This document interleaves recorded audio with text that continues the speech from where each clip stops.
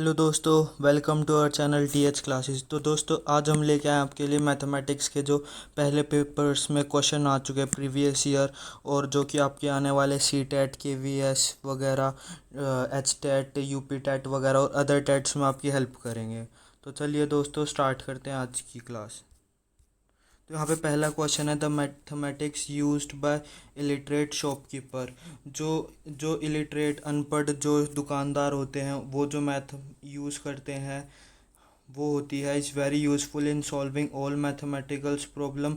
सारी मैथ्स की प्रॉब्लम को सॉल्व करने में वो हेल्प करती है। तो दोस्तों, ये तो ऑप्शन गलत ही हो गया, क्योंकि सारी प्रॉब्लम्स में वो हेल्प नहीं कर सकती। Has ambiguity and very low level of correctness in it. मतलब उसके अंदर जो होता है, अस्पष्ट तरीके से वो फॉर्मूलाज वगैरह यूज़ करते हैं और उनकी सक्सेस लेवल काफ़ी ज़्यादा लो होती है। तो ये भी हम नहीं कह सकते कि ऐसा तो नहीं होता है, वो जो मैथ यूज़ करते हैं शॉपकीपर वगैरह वो काफ़ी ज़्यादा करेक्ट होती है। अगला है, should be discussed by the teachers in classroom as an alternate strategy in solving related problems. हाँ, ये हो सकता है कि जो मतलब कि ये एक टीचर उन्हें बताए कि एक अलग तरीका है, इससे आप सॉल्व कर सकते हो प्रॉब्लम, अगर कहीं पे आपको फार्मूला वगैरह नहीं यूज़ करना आ रहा है तो। जो सिमिलर सिचुएशंस होती है जो शॉपकीपर्स के पास आती है, अगर वैसी सिचुएशन अगर किसी स्टूडेंट की लाइफ में आए तो ये हो सकता है। लास्ट ऑप्शन को भी देख लेते हैं, is not useful in mathematics classroom. तो ये भी गलत है कि आप उन वो जो जिस तरीके से वो सॉल्व करता है उससे आप मैथ्स की क्लासरूम में भी आप सॉल्व कर ही सकते हो कुछ ना कुछ। तो जो इसका ऑप्शन करेक्ट होगा वो ये होगा कि जो टीचर है उसे ऑल्टरनेट मेथड की तरह उन्हें बच्चों को सिखाना चाहिए ये मेथड। तो नेक्स्ट क्वेश्चन है, the learning outcomes in mathematics are developed. जो मैथ्स की जो स्किल्स वगैरह है या लर्निंग स्किल्स वगैरह वो इसलिए डेवलप की जाती है ताकि to increase the achievement of children in various education surveys.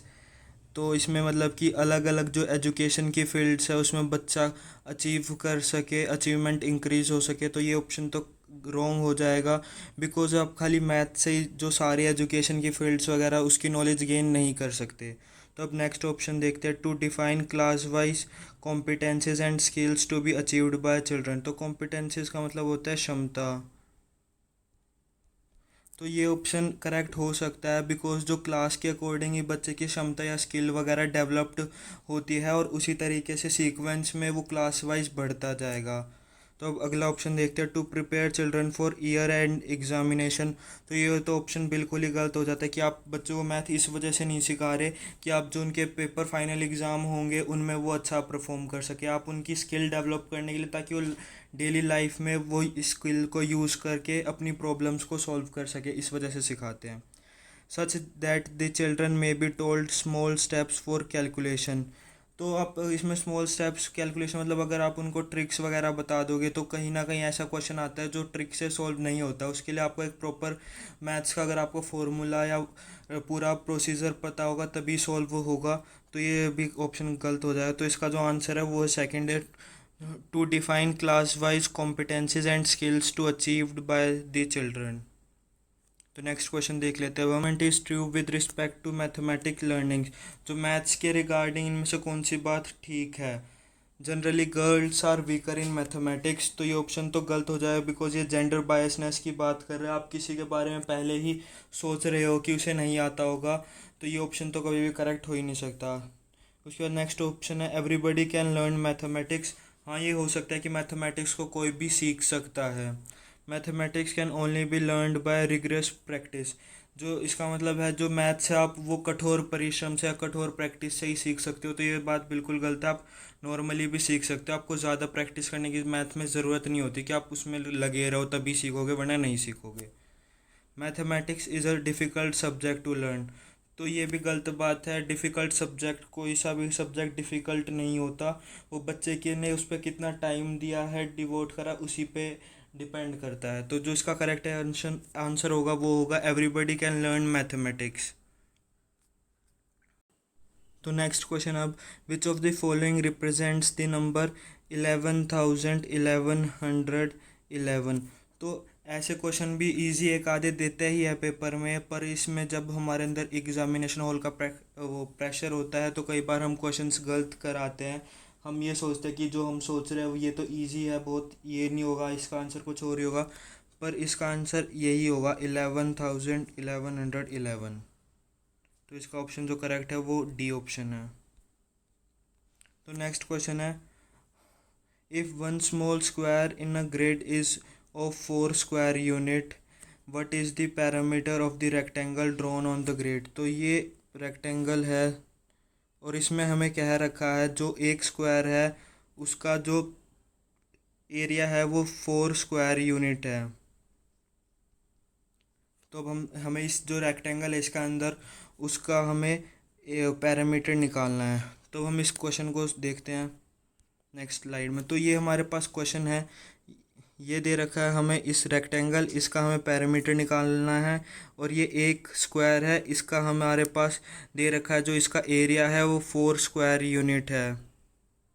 तो यहाँ पे हम देख लेते हैं कि 4 यूनिट जो है यहाँ पे ए स्क्वायर तो हमें पता है, जो कि ए स्क्वायर होता है वो एरिया का फॉर्मूला आता है स्क्वायर के। तो अगर 4 यूनिट है ए स्क्वायर तो ए की वैल्यू 2 यूनिट्स आ जाएगी हमारे पास, where A is the side of square. जो ए है वो जो स्क्वायर है उसकी साइड की वैल्यू है। तो 2 यूनिट मतलब कि जो यहाँ पे ये वैल्यू है ये आपका ए हो गया और इसकी वैल्यू 2 है, ये भी ए, ये भी ए, ये भी ए, ये भी ए। तो हम देखते हैं कि पेरीमीटर जो होता है रेक्टेंगल का वो होता है 2l+b। 2l+b हमारे पास पेरीमीटर हो जाएगा। तो अब हम देख लेते हैं कि जो यहाँ पे लेंथ है रेक्टेंगल की उसके अंदर 4a आ रहे हैं, तो 4a की वैल्यू हमारे पास आ जाएगी 8 यूनिट्स। और यहाँ पे जो विड्थ है इसकी वो उसमें 2a है, तो यहाँ से हम देख लेंगे कि उसकी वैल्यू 2a में पुट कर देंगे तो 4 यूनिट्स हमारे पास वैल्यू आ जाएगी b की। तो हम यहाँ से हमारे पास l और b दोनों की वैल्यू आ जाएगी, इसको हम पेरीमीटर के फॉर्मूला में पुट कर देंगे। तो 2 × 8 + 4 यूनिट्स आ जाएगा, फिर 2 × 12 यूनिट्स, तो 14 यूनिट्स 24 यूनिट्स हमारे पास इसका आंसर आ जाएगा। तो अब इसका जो करेक्ट आंसर होगा वो होगा थर्ड ऑप्शन, जो कि है 24 यूनिट्स। अब हम नेक्स्ट क्वेश्चन देख लेते हैं। A child score 75 marks each in the 5, यहाँ पे 5 है, FIVE, मतलब वो उसके जो 5 सब्जेक्ट है उसके अंदर हर सब्जेक्ट के अंदर वो 75 मार्क्स लेके आया, 75 75 75 75 और 75, हर सब्जेक्ट में उसके 75 75 नंबर आए हैं। तो हमें मीडियन निकालना है कि जो उसका टोटल मार्क्स है उसका मीडियन क्या होगा। तो मीडियन बेसिकली आपके लिए एवरेज ही होती है। तो आप देख रहे हैं जब हमारे पास सारी वैल्यू सेम है तो इसके जो एवरेज वैल्यू आएगी या फिर मीडियन आएगा वो भी 75 ही होगा। तो इसका आंसर होगा 75। आप देख लेना अगर मीडियन में कोई भी ऐसा क्वेश्चन हो, मीडियन पूछा और आपके पास उसमें सारी वैल्यू सेम हो आपके पास, तो आप सीधा उस आंसर को टिक कर देना पूरे क्वेश्चन को सॉल्व करे बिना। और अगर डिफरेंट डिफरेंट वैल्यूज़ हो तो आप उसके बाद सीधा एवरेज से सॉल्व कर सकते हैं। नेक्स्ट क्वेश्चन है, on asking child what is area he she answered length into breath. जब एक बच्चे से पूछा गया कि एरिया क्या होता है तो उस बच्चे ने सीधा सीधा बोल दिया length into breadth. What can you say about the child's understanding about concept of area. तो जब उसने लेंथ इनटू ब्रेथ बोला एरिया को, तो आप उससे क्या पता लगा सकते हो कि उस बच्चे का एरिया के बारे में क्या नॉलेज है, उसे कितना पता है। तो अब हम ऑप्शन देख लेते हैं। The child used area of rectangle as general idea of area of any closed shape. तो इसके अंदर ये ऑप्शन ठीक है। क्या कहते हैं कि जो बच्चा है उसने जो रेक्टेंगल का एरिया का फॉर्मूला होता है या जो उसके कॉन्सेप्ट होता है उसको एक बेसिक मान लिया कि जितनी भी क्लोज्ड फिगर होगी उन सब का एरिया लेंथ इनटू ब्रेथ ही होगा।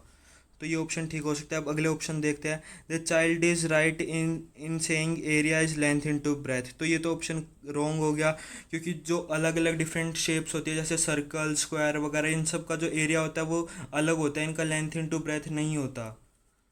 तो नेक्स्ट ऑप्शन देखते हैं। The child is confused between concept of area and parameter. तो ये ऑप्शन भी गलत है, क्योंकि जो उसने आंसर दिया है वो एरिया का ही फॉर्मूला दिया बताया है, उसमें कोई ऐसा कन्फ्यूज़न नहीं दिख रही कहीं ना कहीं, कहीं पे भी उसने पैरामीटर का कोई जिक्र नहीं करा है। लास्ट ऑप्शन देखते हैं। The child has no idea about concept of area. तो ये ऑप्शन भी रॉन्ग हो गया, क्योंकि उसके पास कहीं कुछ ना कुछ तो एरिया के बारे में नॉलेज है, चाहे उसे बेशक ही रेक्टेंगल के बारे में खाली क्यों ना पता हो। तो इसका जो आंसर होगा करेक्ट वो है हमारा पहला option, the child use the area of rectangle as general idea. मतलब उसने जो रेक्टेंगल का एरिया है उसे जनरल आइडिया मान लिया कि यही एरिया होता है किसी भी क्लोज्ड फिगर का। नेक्स्ट क्वेश्चन पे बढ़ते हैं। If red part in the following pie chart is 40, what is the white pie chart. तो ये हमारे पास पाई चार्ट दे रखा है, इसके अंदर जो रेड की वैल्यू है जो 1/2 है उसे बता रखा है, कंप्लीट का जो 1/2 है उसकी वैल्यू हमारे पास 40 दे रखी है। तो हमें वाइट की है, वाइट के बारे में निकालना है जिसकी वैल्यू 1/8 है कंप्लीट की। तो इसको हम देख लेते हैं। तो ये हमारे पास रेड का पार्ट है और ये हमारे पास वाइट है। तो हम देखते हैं कि पहले जो हाफ़ की वैल्यू अगर हमारे पास 40 है तो कंप्लीट की वैल्यू क्या हो जाएगी, 40 को अगर हम 2 से मल्टीप्लाई कर देंगे और हाफ़ को अगर हम 2 से मल्टीप्लाई कर देंगे तो यहाँ पे कंप्लीट आ जाएगा और यहाँ पे 80 आ जाएगा। तो अब हमारे को पता चल गया जो पूरा सर्कल है उसकी वैल्यू 80 है। तो अब जो वाइट है, वाइट में हमें पता है कि जो वाइट की वैल्यू है वो 1/8 है कंप्लीट की, जो पूरे कंप्लीट सर्कल है उसकी वैल्यू का 1/8 जो पार्ट है वो वाइट की वैल्यू है। तो सीधा सीधा हम यहाँ पे कंप्लीट की वैल्यू पुट कर देंगे, 1/8 इंटू 80 कर देंगे तो 10 यूनिट्स इसका आंसर आ जाएगा। तो जो इसका आंसर होगा वो है 10।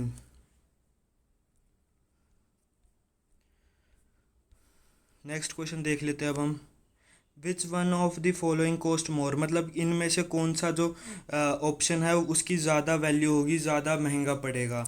अगर कोई इंसान 200 पैकेट ख़रीदता है और एक पैकेट की वैल्यू अगर 250 रुपये है, या फिर दूसरा ऑप्शन है अगर वो 20 डज़न ख़रीदता है, 20 दर्जन ख़रीदता है जिसकी वैल्यू है 250 रुपये एक दर्जन के। तो अब देखते हैं इसका कैसे सॉल्यूशन करा जाएगा। तो यहाँ पे देखते हैं पहले जो ए की वैल्यू है वो है 200 इंटू 250 रुपीज़। अगर हम उसे मैथमेटिकल फार्मूला में पुट कर देते हैं तो, और यहाँ पे जो बी की जो स्टेटमेंट है वो है 20 डज़न और एक डज़न की वैल्यू जो है वो है 250।